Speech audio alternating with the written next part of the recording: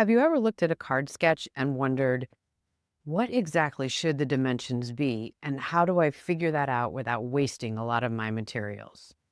That's what we're going to work on today.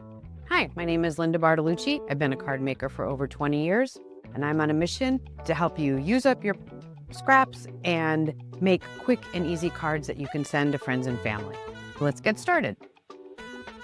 All right, this is the Sketch 12 from the title. You can see that. And it will be available on the corresponding blog post that is linked in the description below. These are the two cards that I'm going to show you today. You'll see that they both use the slice sketch that I have on this card, but we use the base background. We use two different materials. We use an embossed cardstock on this one, and we're using designer series paper on this one. We're going to use the same die set and just different inks to mix things up.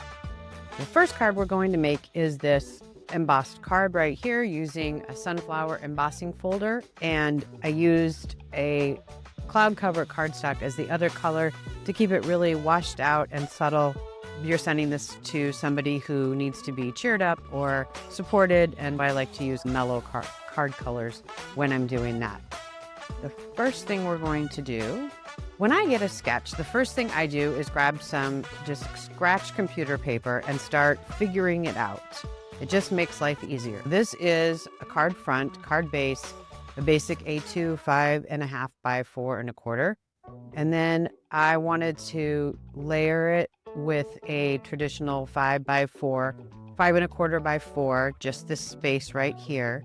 But then you'll notice there's a bigger gap here. I went down to a 5 by 3.75. There's another 1/4 inch.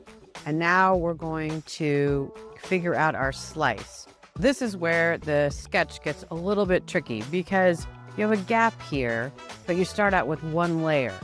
You have not only a horizontal gap between these guys, but also a vertical gap between these guys. So this is what I figured out. And this is the only mathy part of making this card. You start out with 3 5/8 by 4 3/4, and you slice the bottom. And then you're going to cut 1/8 of an inch off the right side and then make the final slice. It's 4 steps to make the slice. Let me show you what I mean. I'm going to set this aside. We'll keep our sketch kind of in view. And I'm going to bring in the materials to make this card. I have an 11 by 4.25 note card scored at 5.5. And then I have my 4 by 5.25 piece of white. I have my blue 3 3/4 by 5. And then I finally can bring in my 3 5/8 by 4 3/4. All right, actually, I'm going to go this way with this one. I just like the way that looks better. This is the one that we have to slice. The rest of the stuff we just have to glue together. Let's slice this and I'll show you how this works. I think once you see it once, you'll be good to go. Let me bring in my paper trimmer here. We are going to just make that first slice. We're making this slice first. We're just going to slice a little bit higher on this side, a little lower on this side, and you just drag it through and cut your two. Now this, we're not going to touch again. But these two, because we're going to put a slice here and it's going to get a little bigger, we need to take a little bit off of the right side. We're going to take 1/8 off of this side, and that's all we need to do there. All right, we're just going to take the 1/8 off. Sorry, it is 4 steps, but we only need to take 1/8 off of here. Then the 4th step is we're going to slice this one. Let me show you why. Because if I put these back together, now this one is too long, but when I slice here, I'll get the gap and they'll both meet again. Now we'll slice here. It doesn't really matter where. I'm going to go this way. There we go. So I have another angle, and now I'll put these back together. I can put all of this just like I had it, and I'll match up these two here.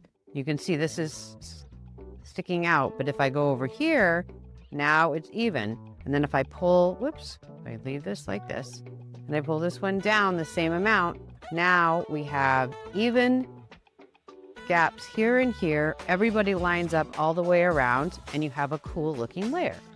This is what gives your card some interest. Now we're gonna take these three, and we're gonna assemble our card. First thing we're gonna do is just glue everything together. Oops, let's start with this. I'm just gonna take my white layer. I like using liquid glue because you have a little bit of wiggle room when you're working. Right, so we're just gonna do this one. Then this one layers on top of that. And then last, we're going to put together our slices. And then we're gonna do this card again with the paper. You'll get to see that whole slice math thing again. Now, this one is the widest. I'm gonna put it down first. But what I'm gonna do is I'm gonna put the glue, and then I'm just gonna set it.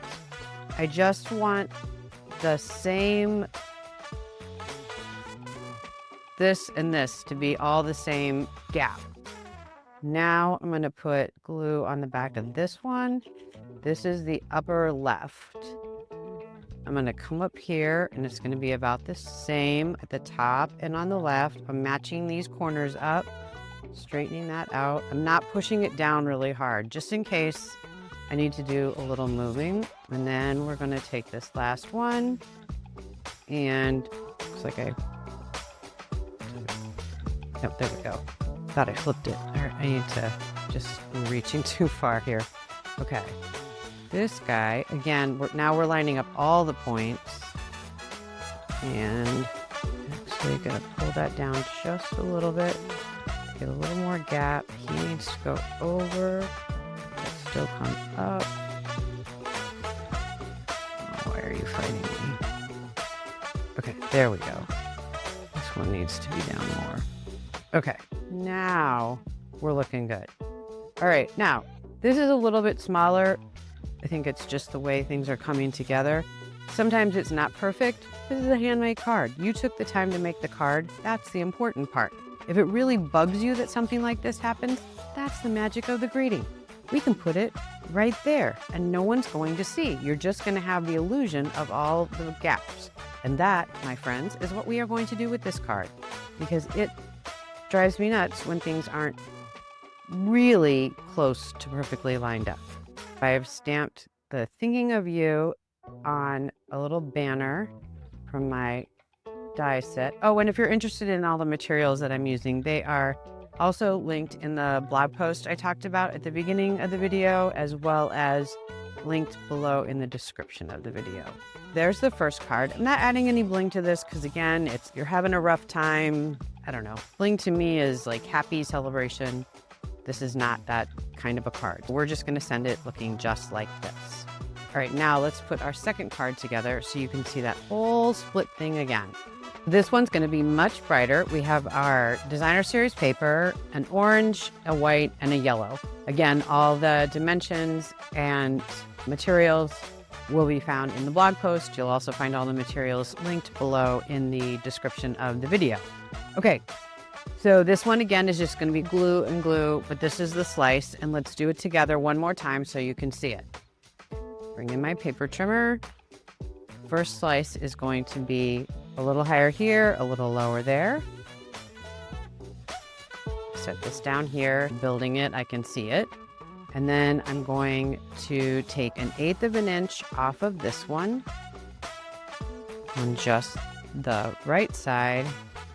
That I don't need anymore. Now I'm going to slice this, and then I'm going to put these together so I don't have as much guesswork like I did last time. All right, now we're going to do our bright and cheerful thanks card. Here are the materials. I'm going to go ahead and assemble this part just so I don't misplace anything. You've been around for a while. I'm good at hiding materials on myself when I'm making a video. All right, so here we are. For those of you that are experiencing nice, beautiful fall weather and you haven't followed me for a while, we live in sunny Florida and I am still experiencing lots of heat, which is just lovely as a mature woman. I'm still into my bright colors and all that good stuff. But I promise in the coming weeks, we will transition to the fall colors and you'll get your fill of fall and holiday cards. All right, we're laying this one down here and we're making sure that it's nice and about the same gap, left, right, and bottom. There we go. This one, I'm not going to press it in as much because these are the two that I'm going to want to slide around a little bit.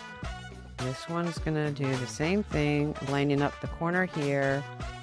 Keep it close.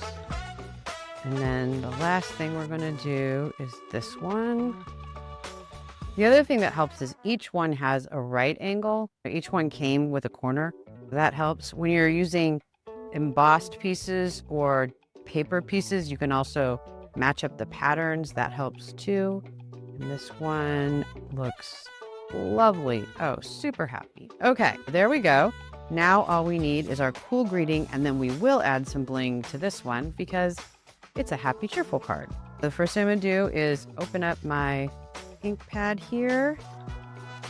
I'm gonna grab an acrylic block. I'm gonna use this stamp set and the thanks. We're gonna lay it down there. How about on the acrylic?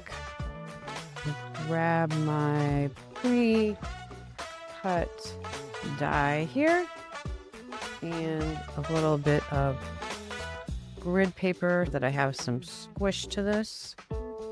If you are new to stamping, I always say it's just even, steady pressure, and then it's the mental hold. People, a lot of times, they want to just stamp and be done. And that's where you get the side marks, the top marks. That's where you don't get a nice crisp image because cardstock, I think of like fabric and the ink is just soaking in there as you're holding it. This is the only slow part, if you will, about card making is actually the stamping. See how nice and crisp that is? Because I gave the ink time to soak into the cardstock, not smash it in super fast and then pull the block right off. All right, we're going to pop this up with some dimensionals just like we did on the last card. And then we'll add our bling. Okay. Here we go. Actually, this all came out cool and I want to accent that fun cut. I'm going to put the sentiment down just like it shows on the sketch here. And then we're going to change up the embellishments a little bit from the first one. I'll show you in just a minute. Actually, let's close this because I will get it all over the place if we don't. Here we go. We're going to use, this is the orange that is in there, and this is the yellow, that's the card base. And there's some of this pink as well. There we go. All right, I like to make a triangle. Just makes it fun. And there we go. Let's look at all the cards we have for this. It goes with sketch 12. Once I have 10 more sketches together, I will bundle them up and you will find a download in on my digital download page of my website. Where's the original guy? Here he is. All right, this is the card we made and we moved the thinking of you up a little bit. That's the original. And then this is the one we just made with the different embellishments. This one has embellishments from a Christmas set. I will link both of these sets on both the blog post and below in the description. If you like the idea of using a sketch and you want to see even more options for doing that, you'll see a video pop up on the screen right here, and you can click on that and watch a whole masterclass about different ways that you can use a sketch. Thanks so much for joining me. Please consider subscribing to the channel and be sure to like this video if you enjoyed it.